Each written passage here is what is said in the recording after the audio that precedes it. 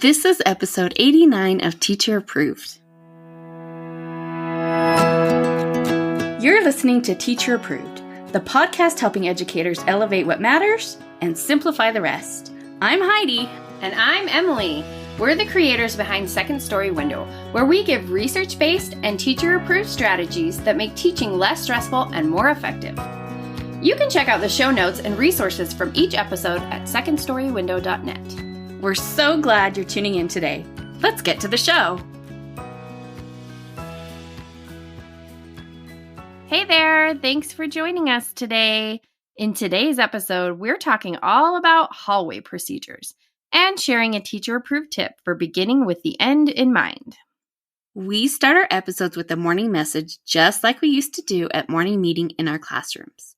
This week's morning message is, what is a prompt you give to your students before walking in the hall? And we got some really awesome responses from our community. Cindy said for the lower grades, she likes, my hands are by my side, I'm standing straight and tall, I'm looking forward, got a bubble, I'm ready for the hall. And Maggie said, I'd like to sing a little song along with the tune to I'm a Little Teapot. Are you going to sing it? Yeah, of course I got the song one. Right. You don't have to sing it. We know the tune if you just want to read I'm a big second grader, big and tall. Here is my quiet sign for the hall. When I'm in the hallway, you won't hear me shout. I'm responsible without a doubt. Well done. Yeah, I wouldn't use that one. No offense, Maggie. If you're a more fun teacher. Yep. Okay, help me out with this one, Heidi. Cynthia said, eyes facing forward, hands by your side, voices off. I like that kind of call and response. And Kate said, I'm in second. No talking. Just walking. Keep our hands to ourselves. Kim said, we say, my hands are hanging by my side. I'm standing straight and tall. I'm standing very quietly. My eyes are looking straight ahead. I'm ready for the hall. April said, show me a shine line. And then shine stands for S is for stand straight. H is hands at your sides. I is in your place. N is no noise. And E is eyes forward. Doug said, fourth grade teacher here. I say set. They say hit. I've used this for 20 years. First time I used was for my varsity football players to get them to be quiet and listen. It worked well. And I bet if it works for football players, it will work for fourth graders too. Emily said, my favorite was call and response. So I would call out, a sixth grade line is, and my class would respond back, straight and silent. Love it. Nancy said, I've used ready, set, you bet with second through fourth graders. I like that, short and sweet. Tylena said, we will enter the hallway when our voices and our line are hallway ready. And Karen said, hands at your sides, eyes front, mouth closed. When we start walking, don't start talking. You love a rhyme when it comes to the hallway. We'd love to have you join the conversation over in our Teacher Approved Facebook group. So if you were to list your 5 most important classroom procedures, would hallway procedures make the cut? Ooh, well, my attention signal would probably be number 1. And strong procedures for starting and ending the day are critical for my sanity as a teacher. Hallway procedures are important, but I don't know if they would crack the top 5 on my list. Yeah, I agree. It makes sense that if student learning is the point of school, then we should put our efforts into the procedures and expectations that make teaching and learning possible. But have you ever considered that a class's hallway behavior is a crystal ball for predicting how much teaching and learning actually happens in a classroom? Whoa. I read about this recently and I kind of haven't been able to stop thinking about it. The idea is that students who are walking quietly in line are showing that they respect their teacher and that they can follow directions. Well, that does make sense. I know when I see a class acting rowdy in the hallway, my first thought isn't, I bet that class really maximizes their learning time. That's because how students approach basic procedures like walking in line tells you exactly how they approach more important procedures like, actually reading during reading time. I think some teachers might hear that and think, well, my class may not be great in the hallway, but I hold them to high standards where it counts. But that is not how high standards work. Right. You can't expect your students to follow your directions when it's really important. I'm making air quotes. You can't see that. But really important if you don't expect them to follow your directions when it's kind of important. Telling your class to be quiet in the hallway, but not holding them accountable for meeting that expectation is in effect telling them that they don't have to be quiet in the hallway and what you say doesn't matter. And if what you say about the hallway doesn't matter, at least in your students' minds, why do they need to respect your standards when they're in the classroom? This has a real impact on how well they pay attention during lessons, how well they participate in group work, how responsible they are with school materials, and how well they focus on their assignments. And doing those things poorly has a negative impact on how much students learn. Plus, keep in mind all of the wasted learning time that happens if your students return to your class riled up instead of ready to learn. You know how that goes. You have to spend so much time refocusing your class before you can continue with your day. And that is a huge drain on your time and your energy. Mm-hmm. If you consider the lost learning, wasted time, and drained energy that poor behavior costs, it's clear to see that having high standards all of the time is actually easier than only having high standards when you think it matters. And just to be clear, we're talking about having high standards, not high pressure.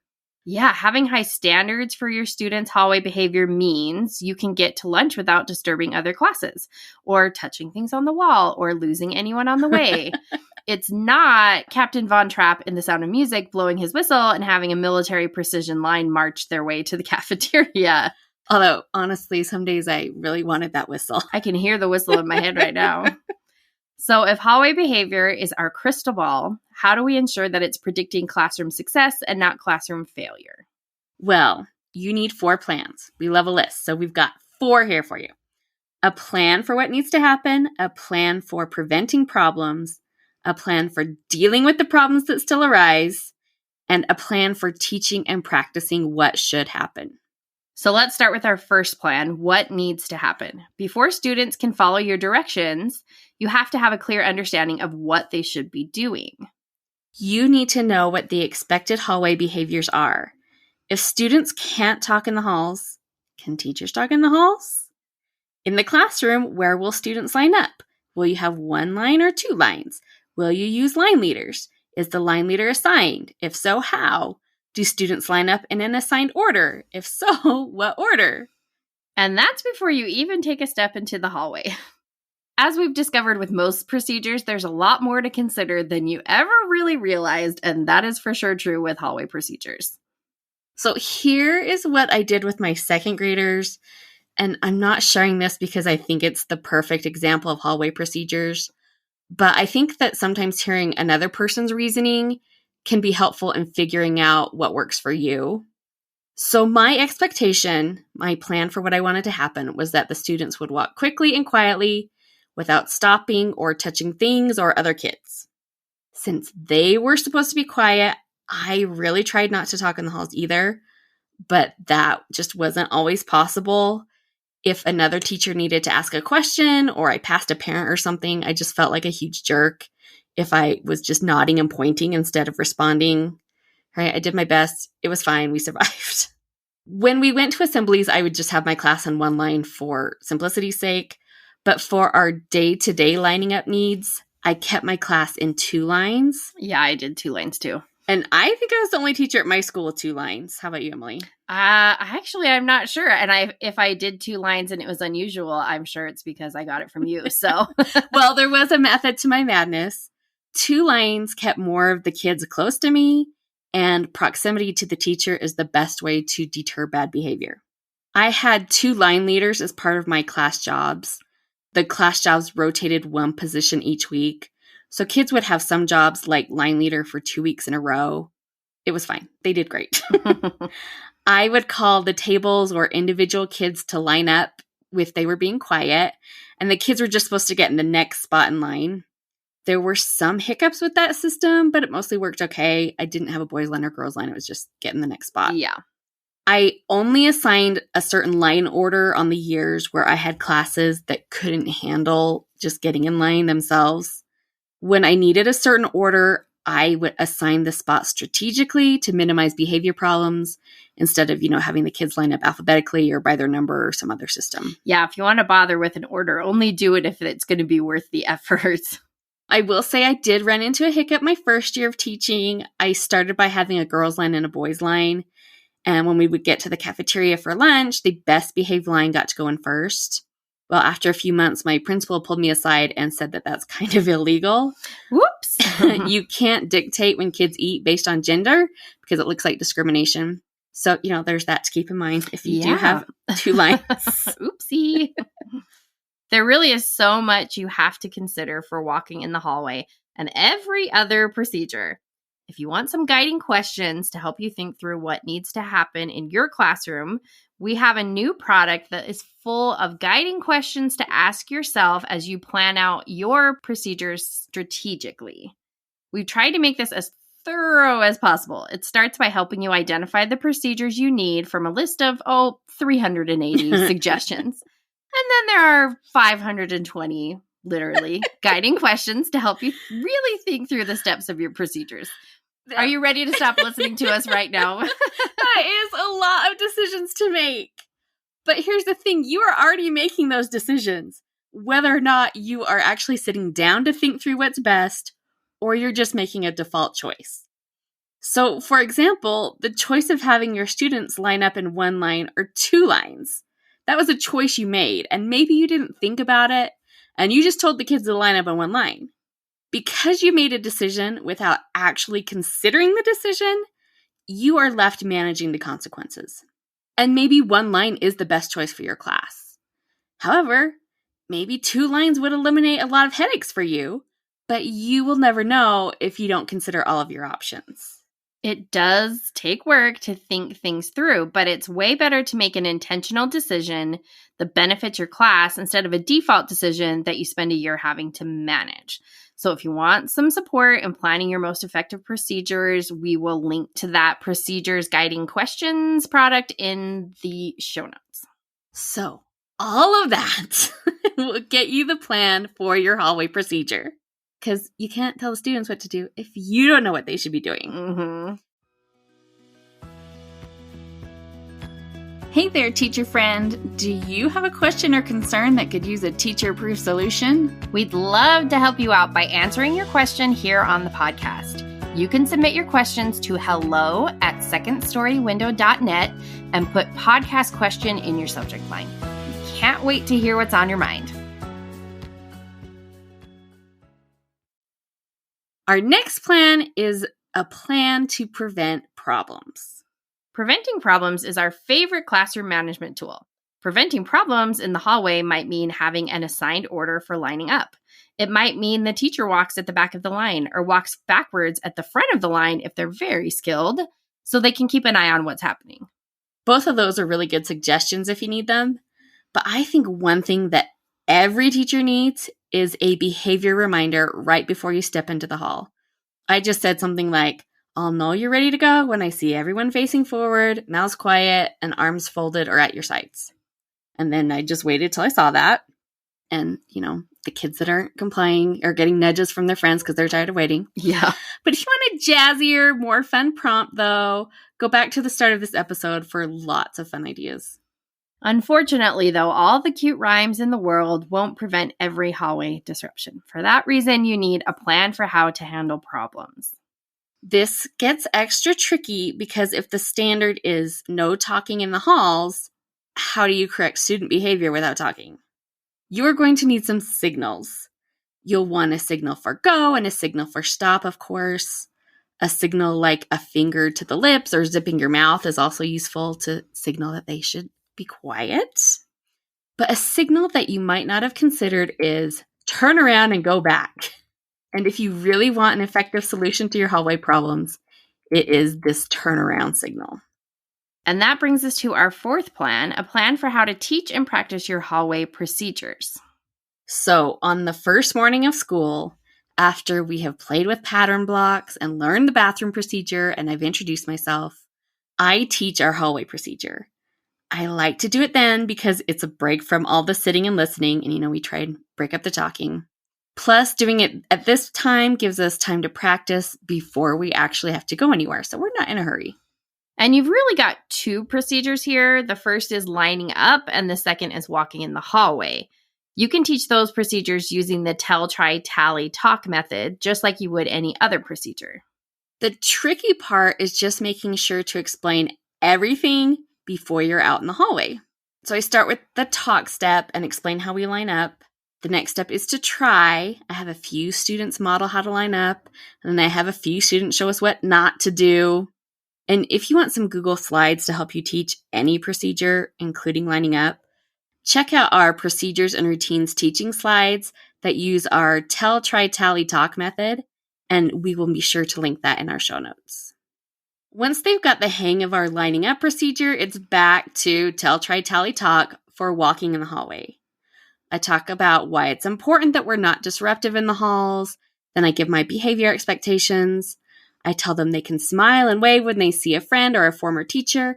I remind them that we don't stop for a drink just because we pass by a fountain. All the fun details. But the second step of try gets a little tricky because it's hard for a student to model for the class how to walk in the hallway when you're in the classroom. This is where the hand signals become important.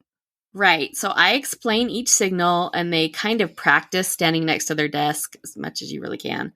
The turning around and going back signal takes some work. I let the kids know whenever someone isn't following directions, it means we all have to turn around and try again. Then we practice lining up. I give my last minute behavior prompt, and then it's out into the hallway. I might have a destination in mind, like we'll end in the library to hear a story, or maybe I want to show them around the school, so we'll swing by the office and cafeteria. But either way, my real goal is for students to practice until we get it right. We start to walk, but as soon as I hear a little voice saying, "That's my brother's class," I hold up my hands for the stop signal. It doesn't matter to me who said it. Doesn't matter to me that no other classes were really impacted by the noise. We are turning around and going back. And this is straight out of the Tools for Teaching book by Fred Jones. He would say that you need to take your class all the way back to your classroom.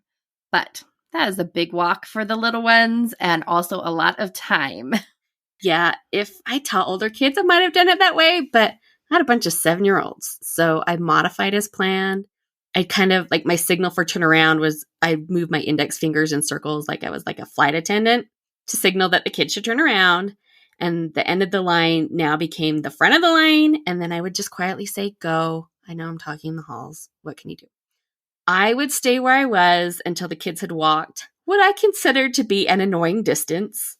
And then I'd quietly say, "Stop." The kids would stop, turn around, and then I'd gesture for them to walk toward me.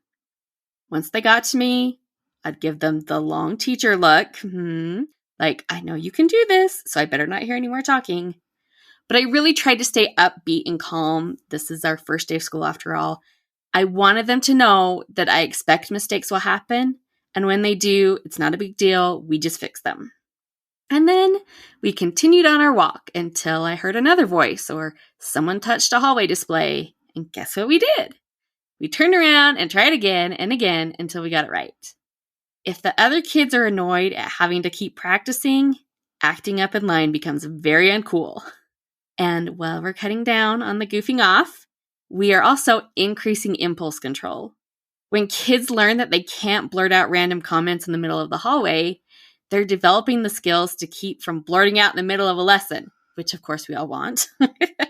But perhaps most importantly, this teaches the kids that they need to respect the boundaries. Fred Jones explains it this way. Through simple practice to mastery, you are signaling to the students by your investment of time and energy that this piece of behavior is important. And you are teaching the students that you are the living embodiment of two timeless characterizations of a teacher. I say what I mean, and I mean what I say, and we are going to keep doing this until we get it right. It is only through training such as this that students learn to take you seriously. They learn that when you say something, they need to listen. I love Fred Jones. He's got the best quotes. He knows what's up. Hallway procedures have a bigger impact on classroom success than you might expect. So it's important to take your time making a plan for exactly what needs to happen, making a plan for preventing problems with a behavior prompt, making a plan for dealing with the problems that still arise with your hallway signals, and making a plan for teaching and practicing excellent hallway behavior. That is a lot to consider. That's probably why no one thinks hallway procedures are the most fun part of teaching. But we can add a little bit of fun to those dry procedures. Make sure to listen to our episode coming out on Thursday, where we share several ways to sprinkle in some surprise and delight to your boring hallway walking. And we would love to hear your thoughts on how you teach your hallway procedures. Please come join the conversation in our Teacher Approved Facebook group. Now let's talk about this week's Teacher Approved tip. Each week we leave you with a small actionable tip that you can apply in your classroom today. This week's Teacher Approved tip is to think about packing up your classroom as you're setting up your classroom. So as you are setting up your classroom for the school year, pay attention to the things that you find yourself using right away. Start a running list of all of those things. So maybe it's your glue gun, your bulletin board letters, your labels, whatever you're using, add it to the list. And then when it is time to pack up your room at the end of the year, you can gather all of those items into your need first box for setting up your room again. This is such a good idea because I always think I'll remember what I need, but I never actually do. So this list will be a lifesaver as you prep for next year. You just need to remember where you put your list. You might want to email yourself. That's the way I find things. Or you could include it in a reminder on your phone that you schedule to send at the end of the school year. A Google Doc can come in handy too because they're easy to search. Think how far ahead of the game you'll be if you are already thinking of how to simplify next year's back to school. Talk about a gift for your future self. To wrap up the show, we are sharing what we're giving extra credit to this week. Emily, what gets your extra credit? I'm giving extra credit to a portable phone charging bank. Ooh, exciting. So I had one that was like 10 years old that I bought for a Disney trip. It really is 10 years old. And it was so slow. It didn't hold that much charge and it was really heavy. At the time, I think it was probably top of the line, but now it's really not great. My daughter recently went on a several-day camping trip with her grandparents, and she wanted to be able to use her phone to listen to music on the way there and back. So I picked up a new portable charger for her. And the one I got held several charges. It was lightweight and it is TSA safe and 13-year-old approved. It got a major thumbs up. I'm sure we'll be using it lots going forward, and I'll link to the one that we got in the show notes. That is really handy. I think I have a super old heavy one too. It's time to upgrade. What are you giving extra credit to, Heidi? So my extra credit goes to Oh Happy Danny. She made a really cute, powerful affirmation station that she is offering as a freebie. It's got lots of signs that say things like, I am helpful, I am creative, I am loved, I am friendly.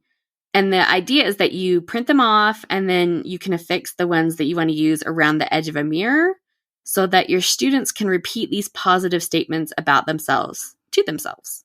And I thought that was such a powerful addition to a classroom, and it was so generous of her to offer it for free. And plus, if you know Oh Happy Danny, everything she makes is so cute. So if you want one for your classroom, you can get it on her website, and I will make sure that we put the link in the show notes. I saw that and I thought it was such a cute idea to add to your classroom. That's it for today's episode. Make sure to plan your hallway procedures, and don't forget our teacher-approved tip to plan ahead now for next year's back to school. We hope you enjoyed this episode of Teacher Approved. I'm Heidi. And I'm Emily. Thank you for listening. Be sure to follow or subscribe in your podcast apps so that you never miss an episode. You can connect with us and other teachers in the Teacher Approved Facebook group. We'll see you here next week. Bye for now. Bye.